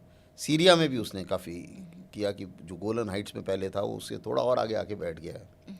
और जो भी वहाँ पे मिलिट्री एसेट थे जो नई गवर्नमेंट है उसके पास भी और असद के पास भी जो थे, उसको भी उसने काफ़ी बर्बाद कर दिया. तो आसपास से जब वो थोड़ा सा फ्री हुआ, अब उसने बोला कि इनके मैं न्यूक्लियर फैसिलिटीज़ के ऊपर हमला करूँगा. अभी जो तो हाँ, तो ये हालांकि जो ये बातचीत चल रही थी, अब ईरानी साफ साफ बोल रहे हैं कि भाई ये बातचीत आप लोग हमें ऐसे ही बरगला रहे थे, बेसिकली आपने स्ट्राइक ही करना था. तो बातचीत से एक दिन पहले स्ट्राइक करने का मतलब ही वही है कि बातचीत तो इजराइल चाहता ही नहीं था. तो वो फिर उन्होंने स्ट्राइक करा और अब अमेरिका भी उसमें कूद पड़ा है. अब इससे जो हमें प्रॉब्लम है या हमारी जो सिचुएशन है वो इस किस्म की है कि भारत ने एक बहुत अच्छी नीति अपनाई सारी लड़ाइयों में. हमारे सबसे अच्छे संबंध हैं, हम किसी के साथ लड़ना नहीं चाहते और हम किसी के कैंप में नहीं घुसना चाहते. क्योंकि अगर आप कैंप में घुसते हैं तो आजकल इतना इंटरडिपेंडेंट वर्ल्ड है कि आपको विकसित भारत बनने के लिए हर एक से कुछ ना कुछ चाहिए. चीन से भी हमको रॉ मटेरियल चाहिए और कुछ हद तक मशीन्स चाहिए, टेक्नोलॉजी चाहिए. उसी मुताबिक अमेरिका से भी टेक्नोलॉजी चाहिए। हमारी एक अजीब सी स्थिति ये है कि हमारे 2 न्यूक्लियर नेबर हैं, दोनों के साथ बॉर्डर डिस्प्यूट है और दोनों आपस में मिले हुए हैं, चीन और। तो भारत जो एक्शन लेगा, हम किसी के भी कैंप में जाके बैठ नहीं सकते। आप देखिए, अगर हम अमेरिका के साथ हो जाते हैं तो उनकी तो आपस में ऑलरेडी कोल्ड वॉर चल रहा है, तो हम पीसफुल कहाँ से रह पाएंगे, सवाल ही नहीं पैदा होता। तो डायरेक्टली हम उसके अलायंस में भी शामिल नहीं हो सकते। हम डायरेक्ट पूरा चीन के साथ भी नहीं मिल सकते, क्योंकि चीन के ऊपर भरोसा हम कर नहीं सकते। बॉर्डर डिस्प्यूट है, चीन की अतिक्रमण की आदत है बहुत ज़्यादा, और तो उसके ऊपर भी आप भरोसा नहीं कर सकते। तो भारत ने एक बहुत अच्छी फॉरेन पॉलिसी बनाई हुई है कि भाई हम सबके साथ में, किसी के साथ स्ट्रेटेजिक पार्टनरशिप, किसी के साथ नॉर्मल पार्टनरशिप, किसी के साथ ट्रेड पार्टनरशिप, किसी के साथ FTA, हम ऐसे साइन करे जा रहे हैं और हम सबसे दोस्ती बना के चल रहे हैं। अभी तक तो हम मैनेज कर पाए हैं, उम्मीद है कि आगे भी मैनेज कर पाएंगे। जहाँ तक बात आती है कि हम कितने स्ट्रांग हैं, देखिए जो भारत की सेना भी इतनी बड़ी है और इतनी स्ट्रांग है कि चीन से लड़ सकती है, इतना भरोसा मैं पूरे देश को देना चाहूँगा। क्योंकि सब बोलते हैं कि हाँ, चाइना से होगा तो नहीं हो पाएगा। क्यों है उसको भी समझा देता हूँ। अगर मीडिया में अगर आप देखेंगे तो वो कंपेयर करना शुरू कर देते हैं, जी उसके पास इतनी बड़ी नेवी, आपके पास इतनी छोटी नेवी, उसके पास इतने हवाई जहाज, आपके पास इतने हवाई जहाज, वगैरह वगैरह। लेकिन प्रॉब्लम ये है कि चीन एक ऐसा देश है जिसका बॉर्डर 14 देशों के साथ लगता है और उसमें से कई देश हैं जहाँ पे अमेरिका ने अपना अड्डा जमाया हुआ है। तो उसको उस थ्रेट का काम कर रहा है। आज आप किसी चीनी से पूछते हैं ना, क्योंकि मेरा इतना इंटरेक्शन हुआ है चीनियों के साथ, तो मैं आपको बताता हूँ, हम लोग भारत का जो बॉर्डर है वो चीन की फर्स्ट प्रायोरिटी नहीं है, वो चीन की 3rd या 4th प्रायोरिटी है। अच्छा, तो वो उसमें लेके ही नहीं चल हाँ, रहे हैं वो उन्हें भारत से, वो नहीं मानते कि भारत से कोई खतरा है हमें। अच्छा, तो लड़ने का तो मतलब वो उनके दिमाग में ऐसा कुछ नहीं है कि भारत के साथ लड़ना है हमें। वो तो ये है कि जो बिना लड़े, जो अगर हम कुछ गेन कर सकते हैं, जो टेरिटरी में अंदर हाँ, से टेरिटरी में थोड़ा सा एनक्रोच कर लो और वो गेन कर लो, वो उन्हें मंजूर है। लेकिन आप जब भी हमने देखा डोकलम में हमारे सैनिक जाके खड़े हो गए उनके सामने, उसके बाद उन्होंने बंद कर दी रोड बनाना। तो जितनी बार भी हम स्ट्रांगली उनके सामने खड़े हो जाएंगे वो रुक जाएंगे वहाँ पे। अभी भी जब हम जहाँ पे जाके रुक गए, जब हमने अपनी मॉबिलाइज कर दी, उसके बाद थोड़ी वो 1 इंच आगे आए, नहीं आए। तो वो उनका सोचना अलग है। तो वो जो है उनका फर्स्ट प्रायोरिटी है ताइवान और साउथ चाइना सी, क्योंकि उनका सब कुछ ट्रेड वेड सब कुछ जो है वो उसी इलाके से जाता है। उनके सारे उनके ऊपर हमले हुए वो साउथ चाइना सी, ईस्टर्न सी बोर्ड से हुए हैं। और वहाँ पे फिलीपींस हो गया, साउथ कोरिया हो गया, ताइवान हो गया, ये सारे के सारे जो हैं वो उसके दुश्मन से मिले हुए। तो उसकी सारी प्रायोरिटी और इंटरेस्ट जो है वो जितना भी एसेट क्रिएट कर रहा है वो वहाँ पे क्रिएट कर रहा है। फिर वो वर्ल्ड पावर बनना चाहता है, तो वो बड़ी नेवी और सबमरीन्स पूरे वर्ल्ड में घुमाना चाहता है, तो वो उसके हिसाब से कर रहा है। तो उसका फोकस उस पे है। लेकिन जितनी स्ट्रेंथ वो हिमालयाज में हमारे अगेंस्ट ला सकता है, उतनी स्ट्रेंथ हम भी क्रिएट कर सकते हैं। तो वहाँ पे जब हम इक्वेशन बनाते हैं तो तकरीबन बराबर आ जाती है, which is a very relieving point. हाँ, तो उस लिहाज से हमें अच्छा। तीसरी चीज़ क्या है कि उसकी एक बहुत बड़ी कमज़ोरी है, उसका तेल, उसका व्यापार, उसका सब कुछ जो है वो मलाका स्टेट से जाता है और उसी के साथ हमारा अंडमान निकोबार लगा हुआ है। तो अगर कोई बहुत भयानक युद्ध होता है तो भारत जो है उसकी सप्लाई लाइन को चोक कर सकता है, ये उसको भी पता है। और उसमें ज़रूर हम बाकी चीज़ों में तो किसी से मदद नहीं मांगते और ना हम उम्मीद करते हैं कि कोई हमारी मदद करेगा। हिमालय में कोई लड़ाई होगी, कोई मदद नहीं करेगा, हमें अपने बल पे लड़नी है और हम लड़ लेंगे। लेकिन अगर समुद्र में इस किस्म से होता है तो वहाँ पर फ्रांस और अमेरिका भी मदद कर सकते हैं, वो सिचुएशन है। तो ऐसे मेरे को लगता है कि भारत जो है वो सही स्टेट पे है। ये बहुत ही अच्छी बात है कि we have India on the right side. Sir, एक आपकी ये बात कि आपने जल्दी रिटायरमेंट ले लिया था, इज इट 2014 में? क्योंकि जैसे आपने बताया कि बिपिन रावत जी भी फिर then he went on to become the army chief, तो ये क्यों हुआ आपको? कैसे? देखिए, ऐसा हुआ था कि जब मैं मेजर जनरल था तो उस टाइम में एक दिन ऐसे ही सिर दर्द हुआ, मैं हॉस्पिटल में गया तो उसने पूछा, सर पहले कभी हुआ? मैंने कहा नहीं यार, पहले तो कभी हुआ ही नहीं, मैं तो फिट रहा हूँ इतना। तो उसने बोला फिर सर MRI कराओ। MRI कराया तो एक ब्रेन ट्यूमर मेरे सिर में पूरा आ गया था और जो मेरा सिर का ऊपर का जो हिस्सा है हड्डी है उसमें भी वो ट्यूमर था। तो मेरे ब्रेन ट्यूमर की 3 सर्जरीज हुई और मैं पैरालाइज हो गया लेफ़्ट साइड से। तो पैरालाइज होने के बाद में लेकिन फिर भी जो है जब मैं पैरालाइज हो गया मेरी फैमिली ने भी काफ़ी हिम्मत दी और उस टाइम में मैंने अपने उनको बताया, जितने भी मेरे को ट्रेन करते थे जो फिजियोथेरेपी वगैरह कराते थे, मैंने कहा यार जितनी मर्जी एक्सरसाइज करा लो लेकिन मेरे को अपने पैरों पे खड़े होके जाना है। तो आप बीच में बट यू वर स्टिल हाँ, इन उस समय तो बिल्कुल अदरवाइज मेरा ये हाथ बिल्कुल ही ख़त्म हो गया था और पैर भी जो है वो चल नहीं पा रहा था मैं। बट यू न्यू कि एक्सरसाइज से ठीक हो सकता है, मतलब नहीं, एक्सरसाइज से जितना भी ठीक हो सकता है। ऐसा कुछ वो नहीं था कि हाँ, कि कितना पूरा ठीक होगा या नहीं होगा ये नहीं पता था, किसी को भी नहीं पता था। तो उसके बाद में मैं 6-6 घंटे 7-7 घंटे एक्सरसाइज करता था, पूरे टाइम एक्सरसाइज ही करता रहता था। और लेकिन 2 महीने के बाद में मैंने ऑफिस जाना शुरू कर दिया था। मैं उस समय डीजी इन्फेंट्री था और अपनी आर्मी को भी मैं दाद देना चाहूँगा। हमारे उस समय जो भी चीफ थे, वाइस चीफ थे, जितने भी लोग थे, किसी ने भी मुझे ये नहीं कहा कि आपको सॉफ्टवेयर अपॉइंटमेंट चाहिए, क्योंकि सबको ये पता था कि इसमें इतना जुनून है कि इस हालत में भी ये इस अपॉइंटमेंट पर बहुत अच्छी तरीके से काम करेगा। और मैं जब तक रहा नौकरी में तब तक मैंने 100%, अभी जो चीफ हैं जनरल द्विवेदी, वो मेरे डीडीजी थे, वो मेरे सबॉर्डिनेट थे उसी जगह में, अच्छा। उसी डिपार्टमेंट में। तो पूरे टाइम जो है वो तो मेरे मतलब जिसे बोलते हैं ना ऑपरेशन से पहले और ऑपरेशन के बाद मेरे काम करने की स्पीड में कोई कमी नहीं आई। And you resumed office normal and I resumed the office. लेकिन इतना था कि फौज में, और सही भी है कि अगर आप कैटेगरी हो जाते हैं या आप जैसे डिसेबल हो जाते हैं तो उसके बाद में जाहिर है कि आपको अगला प्रमोशन तो नहीं मिलेगा। तो हालांकि उसने मुझे मेंटली इफेक्ट नहीं किया किसी भी तरीके से, क्योंकि मैं जैसे बताया जुनून काम करने का वही था और वही रहा और वो आज तक वही है। लेकिन हुआ क्या कि उसके बाद में ये था कि क्योंकि मैं पूरे टाइम मैंने सारे कोर्सेज बहुत पहले करे थे और हमेशा मैं फ्रंट रनर रहा था, तो उस टाइम में ये मेरे दिमाग में था कि यार जिस दिन मेरे बैच का कोई भी अफसर नेक्स्ट रैंक पहनेगा, लेफ्टिनेंट जनरल बनेगा, उससे एक दिन पहले मुझे चले जाना है। ओह अच्छा, इसीलिए आपने पहले तो जनरल बिपिन रावत जो हैं उन्होंने लेफ्टिनेंट जनरल का रैंक पहना था 1 जून को 2014 को और मैं 31 मई 2014 को मैंने रिटायरमेंट ले लिया। लेकिन कहानी फिर उधर ख़त्म नहीं हुई, क्योंकि उसके बाद मैंने पढ़ता तो मैं हमेशा इससे काफ़ी पढ़ता रहता था, लेकिन उसके बाद में मैंने डॉक्टरेट शुरू करी। मैं सबसे पहले जो अभी मैं हूँ United service institute of India में हूँ मैं, जो इंडिया का सबसे पुराना थिंक टैंक है, मिलिट्री का थिंक टैंक है, और उसमें हम मिलिट्री की ट्रेनिंग कराते हैं।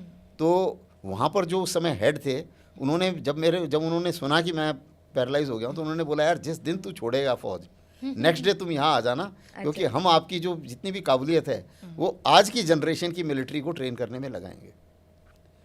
तो उससे बाद मैं अगले दिन वहाँ पहुँच गया। अच्छा। और उससे तब से लेके अभी तक मैं वही कर रहा हूँ। आज भी जो है मैं सभी जितने भी हमारे प्रमोशन एग्ज़ाम्स होते हैं सर्विंग ऑफिसर्स के, और जितने भी कॉम्पिटिटिव एग्ज़ाम्स होते हैं तीनों में, आर्मी, नेवी, एयरफोर्स में, उनकी ट्रेनिंग कराता हूँ। हज़ारों अफसरों को मैंने ट्रेनिंग कराई है। अच्छा, वो अभी भी चल और रहा वो अभी तक चल रहा है। तो ये मैंने किया। और उसके अलावा दूसरा मैंने जो शुरू किया कि मैंने डॉक्टरेट शुरू करी। JNU से मैंने डॉक्टरेट करी, उसके बाद मैंने PhD करी। जब मैं PhD कर रहा था तब भी अगेन बुढ़ा आदमी 65 साल का जा रहा है वहाँ पे क्लास में और लेकिन करा मैंने उसको। तो और उसके बाद में और उसी के साथ साथ मैंने लिखना शुरू करा और मैंने काफ़ी लिखा। तकरीबन मैंने 450 से ज़्यादा लेख लिखे हैं और पूरे वर्ल्ड में सभी कंट्रीज़ में। अभी आज इंडो पैसिफिक जर्नल जो अमेरिका की सबसे फेमस डिफेंस की मैगज़ीन है, जो 7 देशों में छपती है, उसमें भी मेरे आर्टिकल रेगुलरली आते हैं। और ऐसे मेरे को वर्ल्ड में जितनी भी इम्पोर्टेंट मैगज़ीन्स हैं सब में मैंने लिखा। तो तकरीबन 450 से ज़्यादा मैं आर्टिकल लिख चुका हूँ। और उसके बाद में हर जगह फिर मेरे को इंटरव्यू के लिए बुलाने लगे। अभी मैं वर्ल्ड में हर जगह जाके लेक्चर्स भी देता हूँ। हाँ। बल्कि और कहीं नहीं, अभी तो इसके गलवान के बाद में जरूर मैं चाइना नहीं गया हूँ, उससे पहले चाइनीज़ भी बुलाते थे मेरे को लेक्चर देने के लिए। तो They still have more to learn हाँ, from मैं you. रूस भी जाके लेक्चर दे चुका हूँ, फिर हर जगह वर्ल्ड में जितनी भी इम्पोर्टेंट है, अमेरिका तो मैं कई बार जा चुका हूँ, फिर यूएन की मैं कई ऑर्गेनाइजेशन में अभी भी शामिल हूँ, यूएन हेडक्वार्टर भी जाके मैं कई सारी चीज़ों में अभी हिस्सा लेता रहता हूँ, और जितने भी मेरे डिस्कशंस हैं उनमें हिस्सा लेता रहता हूँ। तो अभी तक ज़िंदगी चल रही है और course, I कंट्रीब्यूट कर रहा हूँ, और भारत को मैं हर जगह रिप्रेजेंट करने की कोशिश करता हूँ, और मैं कोशिश करता हूँ कि भाई भारत का नाम जो है जहाँ भी आता है तो वहाँ पर तो मैं अपनी तरफ से पूरा भारत का पक्ष रखने की कोशिश करता हूँ। ये पैशन अभी भी चल रहा है, अभी तक चल रहा है। तो अभी जो young people you know who want to get into armed forces, तो उनके लिए आपका एक क्या मैसेज है, द वन थिंग जो विच यू नो एक क्वालिटी जो होना चाहिए, देखिए, समथिंग टू इंस्पायर जो भी फौज में जाना चाहते हैं उनके लिए तो मेरा मैसेज है कि it is a very good profession, it is not a profession, it is a style, it is a dedication to the country. ये एक तपस्या है देश के लिए, और इस तपस्या में आपको जितना गर्व महसूस होगा वो किसी और चीज़ में नहीं होगा। कितना भी पैसा, जैसा मैंने अपनी इंटरव्यू में बताया, कितना भी पैसा जो है इस चीज़ को कंपेंसेट नहीं कर सकता कि एक आदमी जो है मेरे सामने मेरे लिए अपना हाथ कटवाने के लिए तैयार हो जाए। तो ये जो चीज़ है ये कोई और नहीं दे सकता। तो ये एक बहुत बड़ी चीज़ है जो डिफेंस फोर्सेस में जो भी लोग जाना चाहते हैं। लेकिन उसके साथ ही ये ज़रूरी नहीं है, देश की सेवा अगर जो भी करना चाहता है वो चाहे उसका कोई भी प्रोफेशन हो, जब तक वो ये मान के चलता है कि ये देश मेरा देश है, और भारतवर्ष किसका, भारतवर्ष किस चीज़ से बनता है, भारतवर्ष हम सब से बनता है, हम सब भारतवर्ष हैं। भारत हर एक यंग बच्चे से मेरा यही कहना है कि इस भारत को आप अपनाइए उस तरीके से। हमेशा कई लोग क्रिप करते हैं जी ये ठीक नहीं है, वो अच्छा ठीक नहीं नहीं है, ये सिस्टम में गड़बड़ है वगैरह वगैरह। इस दुनिया में कोई भी देश ऐसा नहीं है जिसमें हर चीज़ परफेक्ट है। तो जाहिर है कि अगर आप सोच रहे हैं कि राम राज्य हो तो वो अमेरिका में भी नहीं है और ना ही कहीं और है, तो वो कहीं भी नहीं होगा। लेकिन जो कमी है उसको दूर करना भी तो हमारी जिम्मेवारी है। मत सोचो कि देश आपके लिए क्या कर रहा है, बल्कि सोचो कि आप देश के लिए क्या कर रहे हो। अगर हम ये सोच के चलते हैं कि मेरे हक में जितना है, मेरी ताकत में जितना है, अगर मैं एक कमी देखता हूँ देश के अंदर कहीं पे भी, अपने आसपास छोटे लेवल पर भी, अगर मैं उसको हटा सकूँ और उसको ख़त्म कर सकूँ तो मुझे वो करना चाहिए। और जैसे जैसे मेरा ओहदा बढ़ेगा, लेवल बढ़ेगा, उसी मुताबिक मैं और ज़्यादा बड़ा कंट्रीब्यूशन करूँ अपने देश को। और अगर हर एक आदमी ये सोच के चले कि मैं वो ऐसा कोई काम नहीं करूँगा जिससे मेरा देश कमज़ोर होता है, तो जाहिर है कि भारत 2047 तक विकसित भारत बनेगा। और सभी और इसमें ऐसा नहीं है कि हर एक आदमी की अपनी भूमिका है। आप जो कुछ भी कर रहे हैं वो उसी को अगर आप लगन से करते हैं तो आप कंट्रीब्यूट कर सकते हैं। और उसी से जो है हम सबको फाइनली यही सोच के चलना है कि मैं ही भारत हूँ और भारत जो है वो मुझ में है, और मुझे और किसी के लिए नहीं तो अपने लिए और अपनी जनरेशन के लिए ये यकीन करना है कि भारत एक स्ट्रॉन्ग कंट्री बने। जैसे आपने बोला था ट्रेनिंग होती है कि डर और थकान सिर्फ मेंटली है, it's not physically. I think that's very important. Yes, ये सब जो हम सोचते हैं कि ये नहीं, बिल्कुल लिमिटेशन सिर्फ ये मेंटली जो है, हम सोचते हैं कि ये कमी हो गई, या जैसे कि मैं आपको कोई भी थकान या कोई भी हैंडीकैप, कई लोग ऐसे हैं। एक आर्मी ऑफिसर की लेडी है, उसको पैरालिसिस हुआ, और पैरालिसिस होने के बाद उसने पैरामेडिक जो खेल होते हैं उसमें उसने पता नहीं कितने सारे मेडल जीते हैं। वो बोल रही है कि जब तक मुझे पैरालिसिस नहीं हुआ था मुझे नहीं पता था कि मेरे शरीर में कितनी ताकत है, और उसके बाद जो मैंने देश के लिए किया और देश के लिए नाम कमाया वो उससे कहीं ज़्यादा है जो मैंने पहले किया है, ऑफ कोर्स, जब मैं बिल्कुल ठीक थी। तो कोई भी चैलेंज जो आपके सामने आता है वो चैलेंज एक अपॉर्चुनिटी लेके आता है। अगर आप उस चैलेंज को एक अपॉर्चुनिटी बना के और अपने लिए, अपने घर वालों के लिए, अपने देश के लिए गर्व की बात, एक गर्व का के लिए कुछ एक्शन कर सकते हैं, तो वो एक तरीके से उससे बड़ी कोई बात नहीं है। तो हर एक आदमी के अंदर वो है, एक जज्बा है।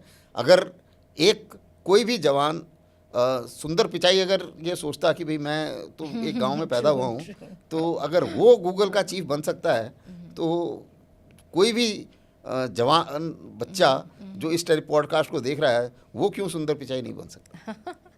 So, thank you so much for your very valuable insights, in not just into army and but also into life. Thank you you very so much. much. Thank you very much. Pleasure talking to you. Same here, sir. Pleasure was all ours, actually.